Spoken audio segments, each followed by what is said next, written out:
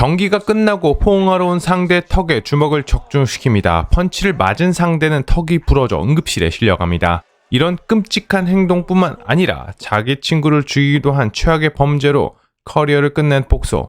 이번엔 제임스 버틀러의 이야기입니다. 1972년 뉴욕 할렘에서 태어난 버틀러는 어린 시절부터 범죄 그리고 마약과 같은 불량한 환경에 노출되었고 청소년 때부터 갱단 활동을 했다고 합니다. 또 그는 길거리 싸움에서 져본 적이 없을 정도로 싸움 실력이 뛰어났다고 합니다. 그래서 그는 우연히 복싱 체육관에서 정식으로 복싱을 배우기 시작했고 재능을 발견합니다. 그 후 버틀러는 아마추어 선수로 데뷔하여 각종 복싱 토너먼트에 나가 우승하기 시작합니다. 그리고 1996년 프로로 데뷔한 버틀러는 1999년 브라이언트 브라넌을 KO시키며 이기고 USBA 슈퍼미드급 챔피언에 등극합니다. 그리고 2001년 그는 스벤 오트케를 상대로 처음으로 IBF 슈퍼미드급 타이틀에 도전하지만 그는 판정으로 패배합니다. 하지만 버틀러 당시 할렘 해머, 할렘의 망치라는 무시무시한 별명을 가진 강한 펀치 파워를 가진 복서였습니다.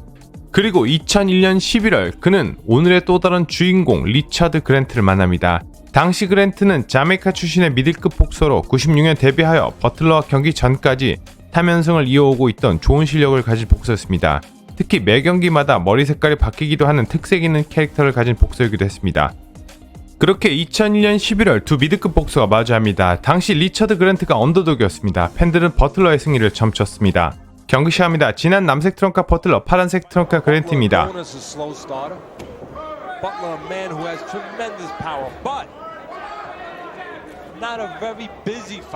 실제로 라운드 초중반 그랜트는 버틀러를 상대로 한 수 앞선 아웃복싱을 보여주며 경기를 앞서 나가기 시작합니다.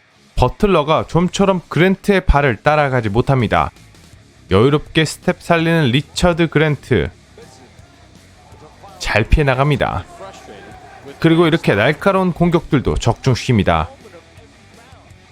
버틀러가 그랜트의 발을 좀처럼 따라가지 못합니다. 라운드 후반으로 갈수록 그랜트의 발은 느려지기는커녕 더욱 살아나기 시작합니다. 버틀러도 강하게 압박하지만 그랜트 잘 피해 나갑니다. 여유가 있습니다. 빠지면서 날카로운 공격을 적중시키는 그랜트.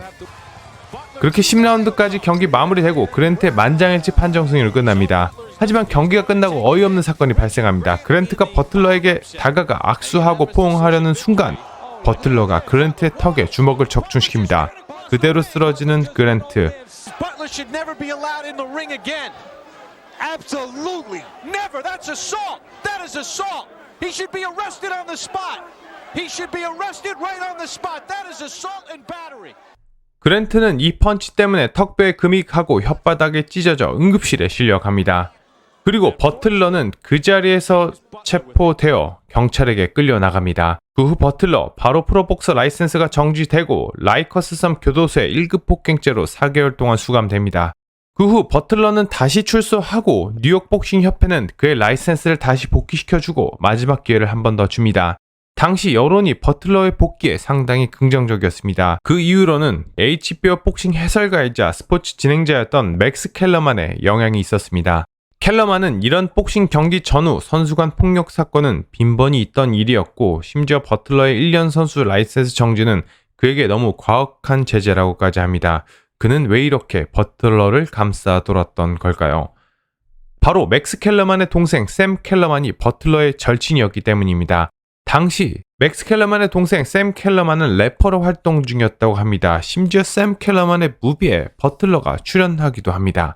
똑똑하고 영특했던 샘 켈러만은 버틀러의 강한 힘과 복싱 실력을 동경했고 둘은 절친이 됩니다.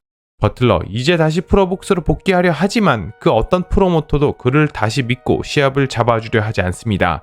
더욱이 당시 그의 나이는 30 중반을 향해 가고 있었습니다. 그래서 버틀러의 생활은 점점 어려워졌고 그의 절친 샘 켈러만의 집에 얹혀 살기 시작합니다.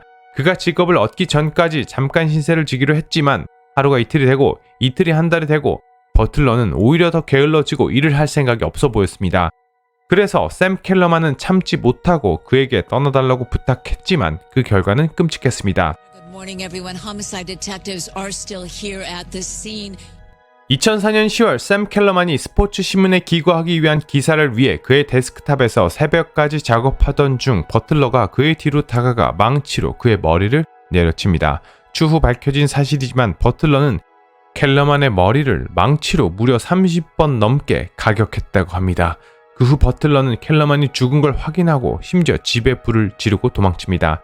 신고를 받고 도착한 경찰은 범인을 너무 쉽게 찾아냅니다. 그리고 얼마 안 가 체포된 버틀러는 이번엔 무려 29년형을 선고받습니다. 정말 끔찍한 사건이었습니다.